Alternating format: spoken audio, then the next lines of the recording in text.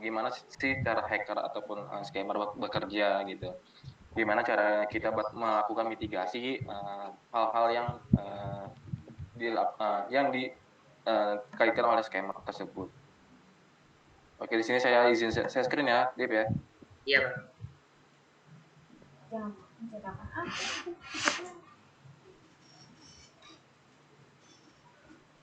Sudah kelihatan, Dip?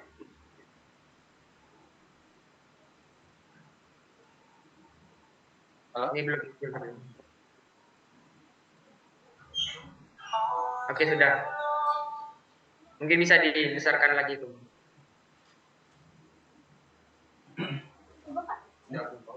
Sebentar.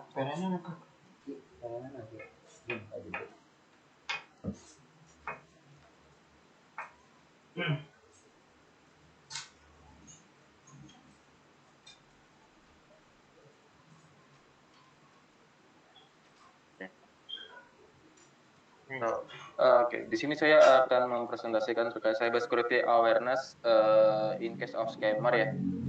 Pertama, saya sebagai perkenalkan juga saya sebagai cyber security engineer at team di salah satu perusahaan payment gateway di Indonesia.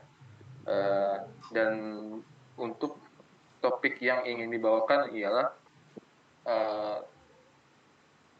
ada beberapa cara itu seperti aksi scammer itu seperti apa, hacker itu seperti apa, dan bagaimana si hacker itu melakukan melakukan bug bounties ya di salah satu perusahaan ataupun di sebuah platform di Indonesia gitu. Oke, di sini profil saya pertama adalah saya mengawali karir saya di cybersecurity itu di salah satu platform itu di Redstone Bounty Hunter di tahun 2019 dan saya melanjutkan bug bounty hunter juga di salah satu platform di luar negeri yaitu di Uni Eropa, itu adalah di Integrity, dan dan terakhir saya melakukan bug bounty hunter juga di HackerOne itu di tahun 2022. Untuk security diskusi ini adalah satu, hacker dan scammer. Cara kerja hacker dan melakukan mitigasi dari sebuah aktor scammer ini seperti apa. Kedua, cyber security career path. Nah, di cyber security career path ini ada sebuah red team, blue team, dan purple team. Itu dibagi-bagi ya dari masing-masing pekerjaannya. Dan yang ketiga, bagaimana bug bounty atau bug bounty hunter bekerja ataupun melakukan reporting kepada sebuah perusahaan ataupun platform. Dan keempat itu kita ada melakukan workshop ya, itu security lab melalui credit cardnya. Di dalamnya adalah seperti ada proses scripting dan local file inclusion, lead to RCA atau remote code eksekusi yang mengarah ke sebuah server. Nah, dan kelima itu adalah capture the flag. Mungkin di sini ada yang tahu tentang basic hashing, nanti kita bisa kerjain bareng-bareng, yang dimana use case-nya ini adalah web ini terdevice nih ya, maka kita sebagai hacker itu mencari sebuah key-nya gitu. Pertama, dari sebuah Hacker versus scammer. ya, pertama hacker versus scammer. Hacker adalah sebuah kelompok ya untuk melakukan percobaan keamanan di sebuah sistem. Ini untuk hacker ini dibagi dua, yaitu adalah dengan black hat dan white hat. Kalau white hat itu dia melakukan serangan ke sebuah website untuk melindungi sistem yang ada pada si sistem tersebut ataupun perusahaan tersebut gitu. Itu bisa disebut white hat. Yang dimana white hat ini bekerja secara positif ya. Dia untuk benar-benar melindungi sebuah perusahaan ataupun sebuah salah satu instansi gitu. White hat ini disebut juga dengan ethical hacking. Kalau kita cek berdasarkan kayak orang-orang ngelakuin penetration testing ataupun ngelakuin hal-hal lainnya, itu kan belum tentu bisa dibilang ethical hacking ya. Maka dari itu hacking ini bisa dianggap dua hal, itu adalah black hat dan white hat. Gitu. Yang kedua yaitu adalah scammer ya. Nah, scammer ini dilakukan oleh sekelompok atau individu atau perusahaan yang dilakukan melalui sebuah internet nih. Nah, jenis-jenis scammer ini pertama adalah phishing, kedua adalah catfishing. Nah, catfishing ini mungkin masih beberapa ada orang yang belum dikenal ya. Nah, catfishing ini ada kejahatan digital yang Ada melakukan gitu. atau menginformasikan seseorang digunakan untuk melakukan penipuan gitu.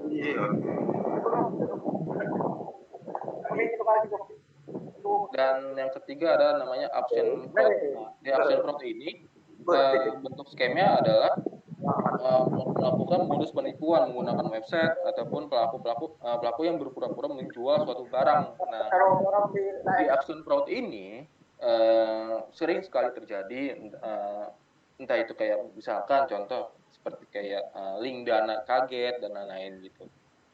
Dan yang keempat adalah donation scam. Nah, donasi scam ini biasanya terjadi ketika kita melakukan sebuah donasi terhadap salah satu instansi misalkan, ataupun sebuah negara yang membutuhkan donasi gitu. Nah, disitulah banyak sekali aksi scam yang terjadi gitu. Yang tadinya duitnya buat mereka, ternyata buat dirinya dia sendiri gitu. Nah, di kerugian dari action scam ini, kerugian dari aksi scammer ini mencapai 1,2 triliun rupiah. Jadi banyak sekali dari tahun 2021 sampai dengan 2022 itu banyak sekali aksi scam yang terjadi di Indonesia. Nah, itu kerugian itu bisa sampai triliunan. Nah, untuk ngelakuin mitigasi dari credit card hacking ataupun scammer ini, pertama, hindari memberikan informasi berupa data pribadi. Satu, karena hal-hal yang seperti ini sering sekali terjadi di sosial media, entah itu dia membagikan informasi-informasi yang sekiranya dia sedang di mana, lalu dia memakai pembayaran paymentnya seperti apa, dan kedua yang kedua adalah memastikan keamanan website yang diakses. Misalkan contoh sudah menerapkan encrypted data, hashing data, serta result result data yang dikirimkan user ke sebuah database gitu kan. Lalu yang ketiga adalah menggunakan kombinasi password yang kuat nih. Nah, kombinasi password yang kuat adalah gitu, dengan simbol ataupun dengan huruf-huruf yang besar atau kecilnya ya. Lalu yang keempat itu tidak membagikan kode one time to password kepada orang lain. Jadi jangan share OTP kalian ke orang yang tidak dikenal gitu. Lalu yang kedua adalah Cyber Security Career Path nih. Di Cyber Security Career Path ini dibagi menjadi 3 bagian, Red Team, Blue Team, dan Purple Team. Nah, di Red Team ini sendiri mungkin dari sini ada yang bakal menanyakan tuh gimana sih caranya cyber security itu di sebuah perusahaan gitu, bekerja sebagai apa dan bagaimana. Nah, di sebuah perusahaan itu dibagi menjadi 3, Red Team, Blue Team, dan Purple. Nah, untuk Red Team sendiri atau biasa dibilang ethical hacking itu ada penetration tester, digital forensik, dan security risk assessment. Nah, di security risk assessment ini biasanya bekerja membantu sebuah penetration tester untuk melakukan hal-halnya seperti vulnerability assessment, dokumentasi assessment, dan lain-lain. Dan di Blue Team sendiri ini ada namanya security analyst sampai dengan security operation atau SOC. Nah, di Blue Team ini kenapa lebih banyak dibandingkan Red Team? Karena di Blue Team ini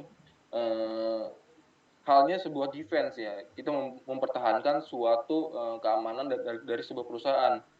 Ketika Red Team menyerang, maka Blue Team ini melindungi sebuah perusahaan tersebut dari serangan yang dihadapi oleh si Red Team ini sendiri gitu. Jadi kalau Red Team dan Blue Team ini ibaratkan ofensif dan defensif, maka Purple Team ini dia lebih ke arah mengarah kolaboratif. Nah, kolaboratif ini seperti apa? Kolaboratif ini seperti dia menentukan dia bisa melakukan ofensif, dia juga bisa melakukan defensifnya juga gitu. Dia juga bisa melakukan hal-hal mitigasi yang ada di infrastruktur seperti cloud security, seperti GRC and compliance, security R&D, dan arsitek. Ini beberapa bagian dari cyber security domains ya, domain dari karir Pet itu sendiri.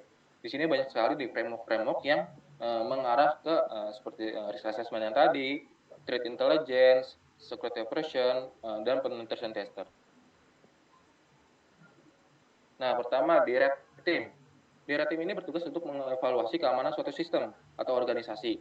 Nah, tugas dari Red Team ini mencakup seperti exploitation vulnerabilities, penetration testing, dan reverse engineering, vulnerability assessment, dan black box testing. Nah, di dalam Red Team atau penetration testing ini dibagi menjadi 3 nih untuk fase seperti recognize, enumerasi, vulnerability analysis, dan exploitation and reporting. Dalam melakukan penetration testing ataupun red teaming, dibagi menjadi 3 nih. Pertama, dia menentukan nih sebuah planning atau recognize-nya. Membuat perencanaan dalam menentukan sebuah target. Misalkan contoh, saya melakukan target di sebuah domain A misalkan. Dalam sehari saya bisa mendapatkan apa nih dari domain tersebut? Bugs-nya seperti apa? Lalu dari planning dan recognize ini sama si pentester ini dia melakukan scanning atau enumerasi nih. Ketika dia sudah menentukan domainnya, sudah menentukan targetnya, dia akan melakukan enumerasi terhadap fitur-fitur yang dipakai nih. Misalkan dari endpoint-nya apa, API-nya itu seperti apa, back-end-nya itu seperti apa. Lalu dari semua scanning dan enumerasi, dia bakal melakukan vulnerability analysis dan eksploitasi nih. Jadi ketika semua fitur-fiturnya sudah dipakai atau sudah diketahui oleh si pentester ini, dia akan melakukan sebuah analisis atau kerentanan nih. Jadi ketika si fitur-fitur ini sudah dilakukan analisis, dia bakal melakukan penetration testing atau eksploitasi. Nah, dari eksploitasi ini ya, dia akan mendapatkan bug seperti apa, impact-nya seperti apa, dan safety-nya seperti apa. Nanti dari situ akan dilakukan scoring dan dilakukan reporting. Nah, dalam penetration testing ini atau red teaming ini, dia dibagi menjadi 3 nih. Pertama, black box, dan kedua adalah white box, dan ketiga adalah gray box. Nah, bedanya dari ketiga ini apa? Nah, bedanya adalah kalau black box, dia tidak diberikan nih sebuah akses ke dalam sebuah sistem ataupun website. Dia melakukan recognize secara manual dan sampai dengan eksploitasi. Ini adalah black box.